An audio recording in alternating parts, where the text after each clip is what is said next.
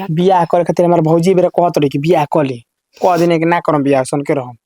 देखिए हमारे रहते रहो दोसर से बियाह करम नु तो हमार लाश देखला के बाद ओकरी बात सोचब रहो कि बियाह ई करे कुल के तू बा। बात मत को मुंह में से निकाल हम कह देनी बस हमारा जिंदगी में खासा तू तो तू बस और कोई हमारा जिंदगी में ना आ सकेला। हां तो हमारो जिंदगी में और जगह केहू ना ले सकेला। अरे एगो तो कहानी है ना तनी मम्मी जी के गैस भरवा दी चूल्हा पे बनावल बनत हवे मन करता कि छोड़ दे तो ना तुम कपारे पोथे लगत हवे मन नहीं करत कि बनाई तो कहत नहीं आज भराई काल भराई कुछ बुझाते नहीं। एगो हौ बिटिया बाड़ी तो बहेंगन लेखा एनी घूमत अड़ी ना कि तनी काम धंधा करवाई ससुर जी तो हमरा चार बात सुनने के मिली कि का रे एकर माई भजे सिखई ना का ए भौजी का हजी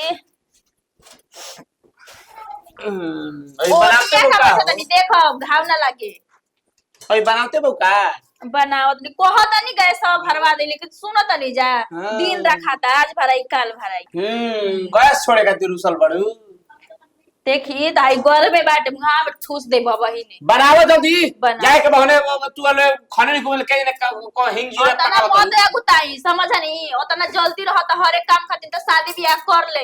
देखी बबुआ जी बुरा मत मानब हमारी बात के समझनी हमार कहे के मतलब उल्टा कुछ नहीं खे मान ली कुछ अच्छा लगेला उमरिए से उम्र में तो शादी ब्याह करब तो अच्छा लगे 40-45 का हो जाए तो शादी ब्याह कोनो करियो साहब से काला मुंह मत फेरी ना करब अपन परिवार रहेला तो एगो बात दूसर रहेला को घर दूसरा के सामने कहब कि हमरा कपड़ा धो दिया त हमके खाना बना दो त हइसे कर दो दूसर के को घरी ले बना के सुना हमार बात भौजी तू जोन मेहना मारो तो हमरा बुझाता तारा नइखे हमर कपड़ा लता धोए फिचे के तू कह द तारा सब ना कहम ठीक बनू हम कहनी है ना कि आप उल्टा सोचब ए जे आपसे छोटे छोटे आप मतलब आपकी उम्र का लड़का बना सकी बियाह शादी हो गई एगो आप बारी तो हम बियाह ना करब उन्हें निकल लड़का फैका हो गई ना सब अभी आपका बियाह हो ना भइल तो जाता ना हमरो तो मन करेला कि हमरो घर में छोड़ दे आदि ना वो तनी आओ कि हम मिलजुल के ओकरी संगे रही आ संगे संगे करी अकेले हमरो घर में मन नहीं खेला छोटा छोटी करे के नहीं खे मिलत नु अगर वो समझदार रही तो घर में छोटा छोटा बोल कब्बो ना होई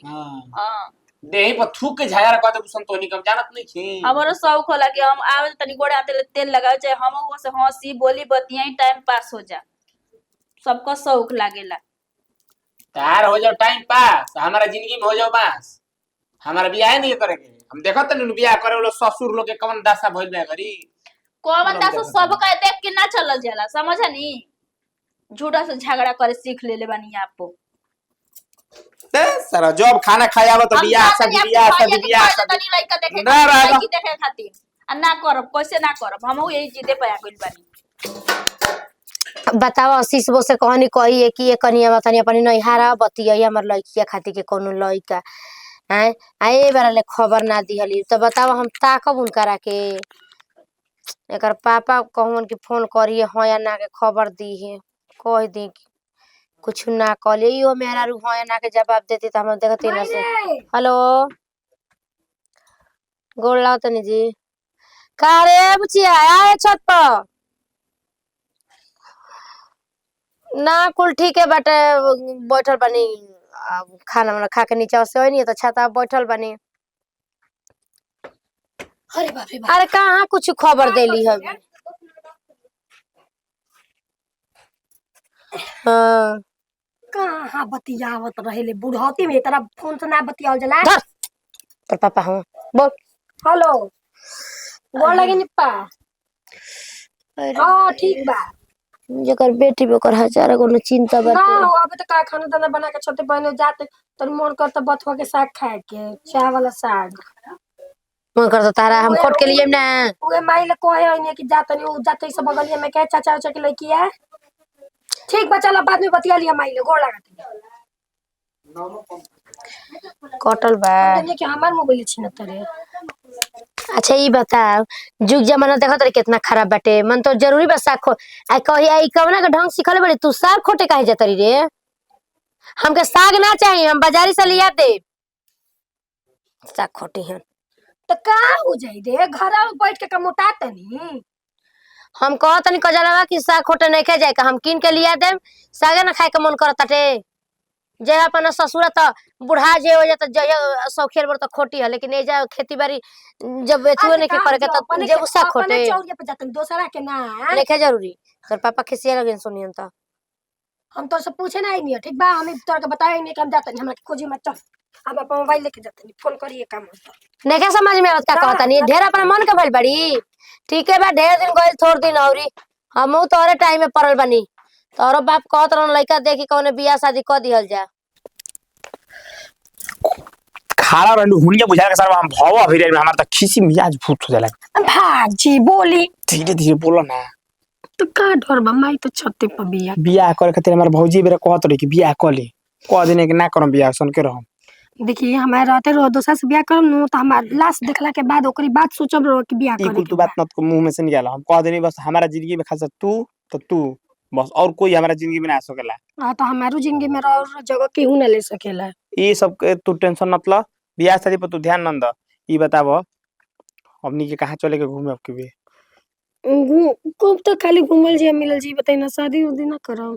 शादी तो होई तो तोहरे से होई बाकी रही ना सर ई आता ना नहीं आग जैसन फैलेले बड़ी सन शादी के हमारा फेरा में की ने कहा तना पर बड़ी सन हमारा ये नहीं के बुझा ए लिए तो कहत कि चलिए हमनी के भाग के शादी कर लिहल जाए अभी ना कल जाई सब कुछ समय से बड़ी में लागला तेरा उठ लाली तो तू मार लेले बड़ का हम कहे तने को चुमा दे तू तो बड़ा हमारा भाग जाग जाई हेपटी घूम के साला माने के परी बाकी तारो के नु लागे लो भी सुंदर ई राव तो बड़ा पन भाई रोज रोज ताका खेलता हमरा देन तो आठ साला ताका खेली और ए ताको नहीं निया काले बिना कहानी भुलाई बटे भुनुर भुनुर भुनुर भुनुर हम आधा 1 घंटा से सुना तनी हैं ई को होले तू मने निमन काम करता री तो हम का करत नहीं माई जाय चाची देखा तार गोड़ पड़ता नहीं माफ करी हो अरे तू ही भइल बड़ा मैं गोड़ तू होखे वाला हाला न ए सुना ना हो तू का गोड़ पे गेता का भइल बा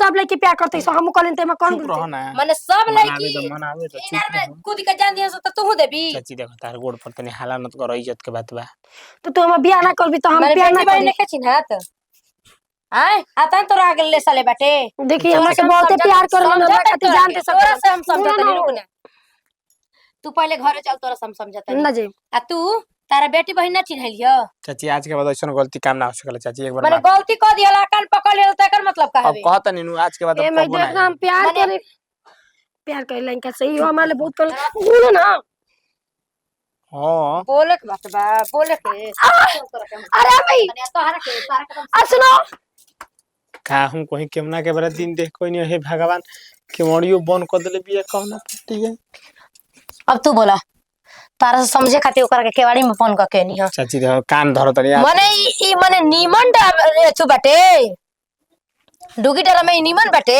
ना चाची हमरा गलती हो गइल बा तोहरे घरवा में हमर लइकावा जाके तोहरे मत माई करो। बहिनिया से अगर करिया स हाला त मत क सर के बीती हाला मत कर काहे ना हला करब इज्जत के बात बा जम लू रखब आज केनो बात हो जे त मेहर बना के रखब हैं चाची दुआर पे के बात बना तो जरूर हम रख लेती अब का कहे तो हो गइल गलती से बातचीत आदमी करे लग चल तू घरे चल तू अपनी घरे चल तोरा के हम बतावो तनी हमार तो दिमाग खराब हो गइल बाटे। घर परिवार में हम कैसे रही या कैसे ना रही। साला 3 दिन का छुट्टी लेके आइलनी मैनेजर के पोस्ट में जोन बानी कंपनी वाला मांगत नहीं 1 महीना की छुट्टी देते नहीं। दिमाग मेहरारू के लगन है कि ना रही कंपनी खाली कैसा ना से तू भइल अरे बाटे गोड़ लागत नहीं अरे चाची गोड़ मत लगा हो गोड़ लगला के जरूरत नहीं खे सब इज्जत एथु पर टंगा गई का भइल हाँ। चाची ये क्या होता लूर सहूर दे बड़ा भाई के का भइल बा हैं ये कुल सिखल बड़ा जा कि केहू के बेटी बहन के अमासी ल केहू के घर में ढुक जा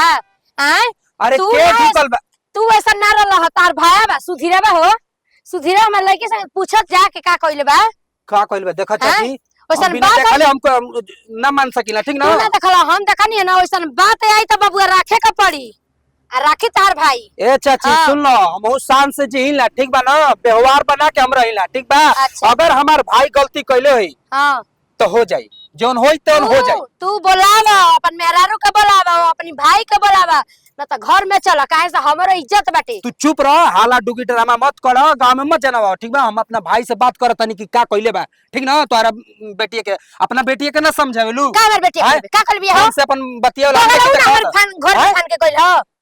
हां हमर घर में फान के कइल हो, इतना कर जवानी आ रहा है। भाई से बतिया बतानी। अबे दूध के दूध पानी के पानी हो जाता, बोलाओ नतिया कहां बाटे। तू जा, हां तू जा, हम बतिया तनी ओकर से। हां तो आज की बात है, ई सब ना होके का चाहिए, ठीक बाटे ना? ए चाची चिल्ला तरू ना, अच्छा नहीं खेला, ठीक बा?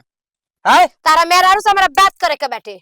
ठीक बा, बात बतिया लिया। हम पहले सबसे पहले अपना भाई से बात करब। सिखा दा ना त हमर लइका रहता से अगर तू पना त लाश गिर जाई। देखा चरचराइबू ना, हाँ। दिमाग खराब मत कर। हां दिमाग खराब तो तोहनी के करत तारा सरे। ई का क देले बस सुधीरा बारे। हां के पढ़े लिखे खातिर हम कहले रही, आ ई आवारा कर दिया। का शिकायत सुनावता है चचिया से रे? हैं उल्टा सीधा। अबे बताओ तनी ओकरा के। कजली कजलवा कहीं तो गाला फाड़ता दे। अरे हे नहीं आवा, हे नहीं आवा, हे नहीं आवा। गला फाड़त खतर देख भाई हाथ मत उठा, ठीक बा? हाथ मत उठा। तू का कइली ह? ई का कइली ह? ई बता का कइली बता। प्यारे नु कहले बंदे अभी मार के हाथ टूट केनो को तरी लाज ने के हम तोरा के जन्म दिहनी रे पोसनी पलनी त माई खाती कोनो प्यारे ने के है छे छड़वा खाती है गांव में वो सुधीरवा पे गइली है तू। सुंदर हां तर बियाह ना कइले रहती तो कब करबी?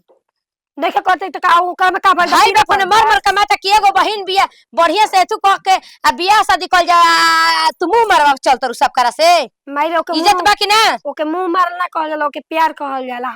हमू का से कही ना, अरे करी ना उवा माले करला बियाह करा के बोलले बेकार बाटे। आजकल के बेटा बेटिन के बोलले बेकार बा। देख चाहत रहे कि तोर इज्जत बाची त हम बियाह करा देन तो हम लेके भाग जेबो करा के। चल बहेंगवा निकल गइल बिया, हमारे बेटी है त कहा बहेंगवा निकल गइल बिया, अब हमारी कहाला में नहीं खे। ये छिनरी के जैसे जल्दी भागावा। सुधीरवा सुधीरवा ई त दिमाग खराब कर देले बाटे। शिकायत सुना जी का भइल ह? का ओकरा के सिखौले बड़ू? हैं का खातिर रखल बनी? के करा के हैं पढ़ाई लिखाई करे खातिर एजुकिया दल्ले बनी कि निमन से अच्छा पढ़ लिख के कुछ बन जाई। हैं हमार नाम रोशन करी। तो का करता न? का गलती कइले बहू? का कइल ह? हैं और फलाना वो चाची के लड़की के संगे पता ना कहां कूद के आइल बटे और उल्टा से। कौन फलाना बो चाची जी? अरे हौ का हो सोनी सुमन जौन का हाली अच्छा ऊ का हमरा ले बतिया ह जी? खुदे एनी मुंह मार दड़ जैसा ना सिखले बड़ी ओसना लइकियो ना सीखी पीछे पीछे और जाओ दड़ी हमरा देवरा के अछलंग लगावे खातिर कह से हम ना पूछा तनी करे। हां का ना बात के हारा गुलो बोल ए का कहनी कौन लड़की के संग उनका लड़की के संग आप का कहनी हमें कि और हम देतड़ी हूं? कई सही बात हो, कोनो लड़की से प्यार करे ले। हाय अरे बोलो, अरे बताए करे हाय करे सही से बताओ।